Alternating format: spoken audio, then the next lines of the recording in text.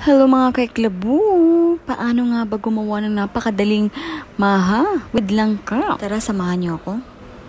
Una, maglalagay tayo dito sa 6 cups na coconut milk. Yung iba, nilalagyan pa nila ng water. Pero sa akin kasi gusto ko pure lang. Tapos isusunod na natin ilagay ang ating 1 can na big condensed milk. Bali, naka-medium heat pala ako dito. Then, isusunod lang natin ang ating corn. Bali, ang ginamit ko dito yung cream corn, hindi yung whole corn. Pagkatapos ganyan, isusunod naman natin ang ating big evaporated milk at saka 1 cup na cornstarch. At pagkatapos natin mailagay ang ating cornstarch mixture, kailangan natin itong i-continue halo. At naglagay nga din pala ako dito ng 1/2 cup na sugar. Again, kapag may constant mixture na to, kailangan talaga nating haluin to na maigi. At mapapansin mo, unti-unti na siya nagiging ganito yung kanyang mixture. Bali, nag-add pala ako dito ng food coloring.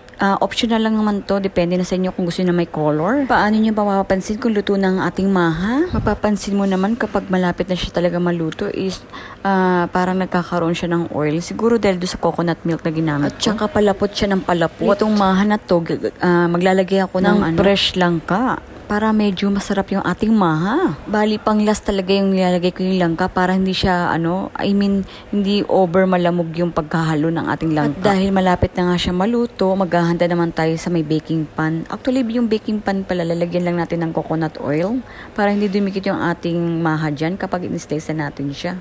At ilalagay muna natin siya sa fridge at least kahit mga 3 hours kapag medyo malamig na siya. Masarap talaga ang maha kapag malamig na. At yung pang-last na ilalagay natin yung latik. Familiar ba kayo sa latik? Yung coconut milk, nalulutuin mo siya ng matagal hanggang sa magkaroon ng latik.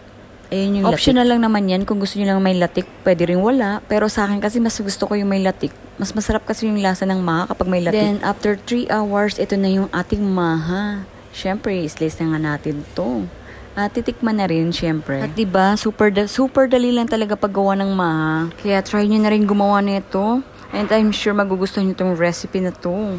Tara na nga, tikman na natin itong napakasarap na maha. Special! Salamat po sa panonood. Sa uulitin. Yummy, yummy. Kain na tayo. Wow, sarap naman ng langka.